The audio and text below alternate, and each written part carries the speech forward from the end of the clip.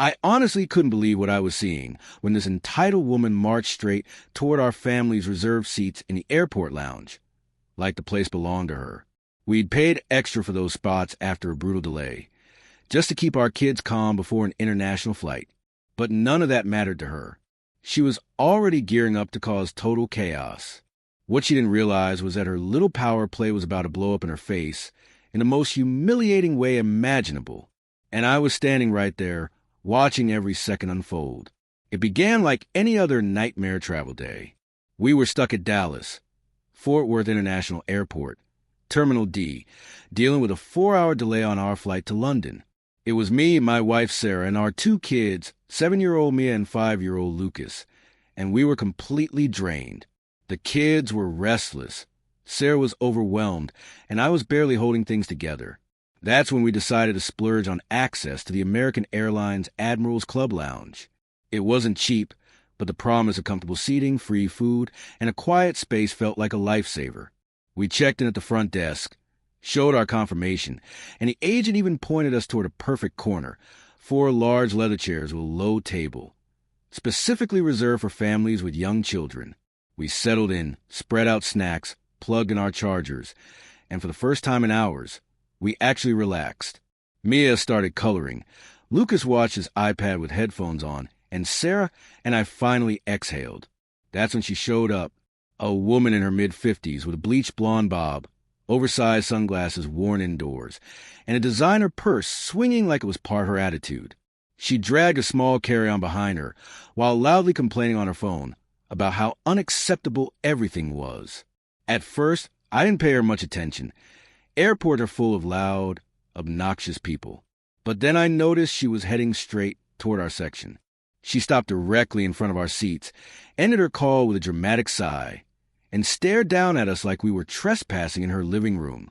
"Excuse me," she snapped, her voice sharp enough to cut glass. "Those are my seats. I always sit here when I fly first class." Sarah and I exchanged a quick look. I calmly explained that we'd reserved the area through the lounge and showed her the confirmation email on my phone, but she didn't even glance at it. Instead, she scoffed. "I don't need to see that.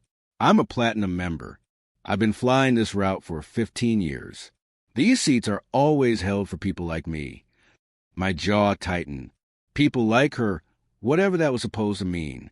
Before I could respond, she bent down and actually started picking up our kids' backpacks in the chairs, stacking them on the floor like she was clearing away trash. Mia looked up at me, confused, and asked, "Daddy, why is the lady moving our stuff?" That's when my blood really started to boil. Sarah placed a calming hand on my arm. Though I could tell she was just as angry, the woman, let's call her Karen, because of course wasn't done. She dropped her purse onto one of our seats, pulled out her phone, and began snapping photos of us.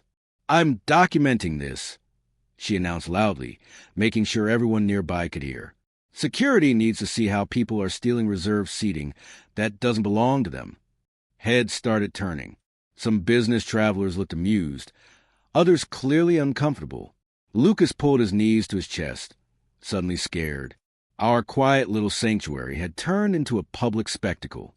I stood up, forcing myself to stay calm, and said, "Ma'am, we paid for lounge access, and these seats are assigned to us. If you like, the front desk can help you find another spot. There are plenty available." She crossed her arms and raised her voice even louder. "I don't need to check with anyone. I'm a platinum member. I've been flying this route for 15 years. These seats are always held for people like me." The implication hung in the air, thick and ugly. Sarah's face flushed red. We're a mixed-race family, and comments like that hit deep. Then Karen did something that made my stomach sink. She snapped her fingers and waved over a lounge attendant passing by with a tray of drinks. "Excuse me," she barked. The young employee, probably his early 20s, approached nervously. Karen didn't let him get a word out. She launched into a full-blown performance. "These people are sitting in my reserved seats and refusing to move. I have platinum status, and this family is causing a disturbance. I need them removed immediately." The attendant looked confused, glanced at the boarding passes and confirmation still displayed on my phone, then back at Karen. You could see him trying to de-escalate the situation. But Karen just got louder. I spend thousands every year flying first class. I shouldn't have to deal with this. Do your job. People were openly staring now, my daughter's eyes filled with tears. I felt that awful mix of rage and helplessness that comes when someone weaponizes their privilege right in front of your kids. The attendant apologized to Karen, standard customer service reflex, but then quietly asked to see her membership card. That's when things shifted. She dug through her purse, pulled out her wallet, and handed it over with a smug grin. The attendant's expression changed almost instantly. His eyebrows shot up as he scanned the card. Then he handed it back with a tight smile. Ma'am, this is a basic membership card. It doesn't include priority seating or any reserved areas in the lounge. The words hit like a slap. Karen's face turned bright red. She snatched the card back, sputtering. That's impossible. I've been platinum for years. You scanned it wrong. By then, a second attendant had noticed the scene and approached. A supervisor, older and calm, her name tag reading Maria. Karen lit up like she found backup. Maria, thank goodness. Tell him who I am. We've talked plenty of times. These people are squatting in the family section that's supposed to be held for elite members. Maria looked at us, then at Karen, and politely asked for the card. Karen thrust it forward triumphantly. Maria scanned it at a nearby terminal, frowned slightly, and shook her head. I'm sorry, ma'am, but this account shows silver status, and it actually expired 2 months ago. You purchased a day pass today at the desk. The lounge went silent. You could hear the ice machine humming. Karen's mouth opened and closed like she couldn't process the words. She shook her head violently. No, that's wrong. My husband renews it every year. Check again. But Maria didn't budge. She turned to us and said gently, Sir, may I see your confirmation? I handed over my phone. She nodded immediately. You're all set. Priority family reservation, fully paid. Then she looked back at Karen, still professional but firm. Ma'am, there are no reserved seats here beyond what's booked in advance. These guests have a valid reservation. I'll need to ask you to find another spot. Karen lost it. This is outrageous. I've been coming here for 15 years. I know the regional manager. You'll all be reported. She started frantically dumping her purse, pulling out receipts, old boarding passes, anything to prove her importance. A crumpled first-class stub from 3 years ago fluttered onto floor. People were openly filming now, phones raised just enough to be obvious. My daughter buried her face into Sarah's shoulder. And then Karen did. Something happened next that I'll never forget. She grabbed one of our kids' backpacks, the one with Mia's favorite stuffed bunny peeking out the zipper, and hurled it across the carpet toward the exit. If you won't move, I'll help you pack, she snapped. Sarah gasped and jumped to her feet. I stepped between them, my heart hammering. Don't touch our things, I said, my voice low but shaking with anger. Maria, the supervisor, reacted instantly and radioed for security. Karen didn't even notice.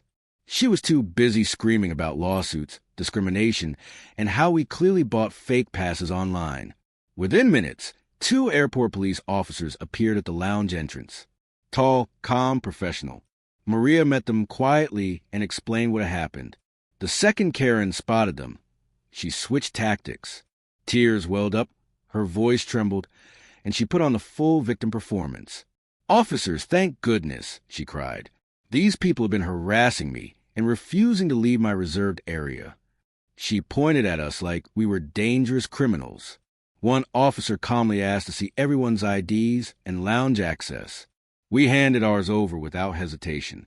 Karen fumbled again, then produced her expired card and day pass receipt. The officer examined it, glanced at Maria's terminal screen, and turned back to Karen. Ma'am, you were asked to relocate and refused. You also made physical contact with another guest property. We're going to need you to come with us. Her eyes went wide. You're escorting me? I'm the victim here. She started backing away, knocking over a side table. Magazines scattered, and a glass of water shattered on the floor. The officers moved in, one on each side. Ma'am, please don't make this difficult. The entire lounge watched in stunned silence. Karen made one last desperate move, grabbing for her phone to call corporate, but an officer gently took it from her hand and placed it back into her purse. As they guided her toward the exit, she shouted over her shoulder, "You haven't heard the last of this. My lawyer will own this airline." But her voice cracked, and for the first time, she sounded small. The doors closed behind them, and the lounge slowly returned to its low, familiar hum. Maria came over personally, apologized for the ordeal, and offered us complimentary premium drinks and kids' meals. We just sat there, stunned, trying to process what had just happened. But the wildest part, the real reason behind her meltdown, was something none of us could have guessed. And it only came out later, when security reviewed the footage. After Karen was escorted out, people went back to sipping coffee and typing on laptops, pretending nothing had happened. But our family couldn't shake it. Mia kept asking why the lady was so angry. Lucas clutched his iPad tightly, and Sarah and I just sat there in silence. Maria returned with dinner vouchers, still apologizing, but then quietly dropped a bombshell. "Security is reviewing the footage now," she said. Apparently, she's done this before. Not long after, one of the officers came back, not to us, but to Maria. They spoke in hushed voices near the desk. Then Maria approached us with a strange expression. "Sir, would you and your wife mind coming to the office for a moment? The police want to ask if you'd like to press charges, and there's something you should see." We left the kids with the complimentary lounge babysitting, the little play area, and followed her to a small security room behind the front desk. On the monitor was paused footage from several angles. The officer explained, "We ran her ID after the incident. She's actually been banned from this lounge twice before, once last year and once 2 years ago, for similar behavior. But today was different." He played the video. It showed Karen entering the lounge on her day pass, scanning the room nervously. Then she spotted our corner, the family section with the large chairs and kid-friendly table. Before approaching us, she lingered near the entrance, checking her phone over and over. The officer zoomed in on the screen. It was a text thread with someone saved as Markhart. The messages hit hard. Her husband, Mark, was supposed to meet her there for a surprise anniversary trip to London. 25 years married. First-class tickets. Lounge access. The whole thing.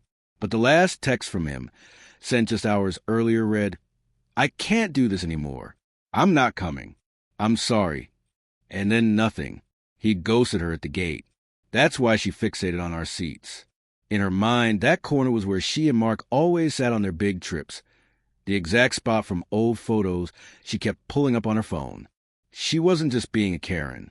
She was unraveling in real time, clinging to a ritual she thought might save her marriage. Seeing a happy family in that space broke something in her. The expired status, the lies about being platinum. It was all desperation, a last attempt to feel like she still belonged to the life she thought she had. The officer explained they weren't charging her with anything serious this time. Instead, airport social services met her outside security. She completely broke down, sobbing about her husband leaving her. They booked her on a later flight home and connected her with counseling resources the airline keeps for distressed passengers. We chose not to press charges. After reading those messages, the anger just drained out of us. Sarah and I went back to our kids, hugged them tighter, and boarded our flight with a new perspective on how fast someone's world can collapse. Karen's meltdown wasn't just entitlement. It was a woman watching 25 years disappear in a single text and desperately pretending it hadn't. As our plane lifted off, I looked out at the glowing terminal lights and thought, sometimes the loudest, cruelest people are the ones hurting the most. And maybe next time I see someone losing it in an airport, I'll wonder what invisible heartbreak they're carrying before I judge. We landed in London the next morning, held hands through customs, and began our vacation with a promise never to take moments like these for granted. Karen didn't ruin our trip. She made us appreciate it more. And somewhere out there, I hope she's getting the help she needs to heal. If you enjoyed this story, hit that subscribe button. Every subscription motivates me to bring you even more dramatic and satisfying HOA stories. Don't forget to tap the bell so you never miss an upload. I'll see you in the next story, where justice hits even harder.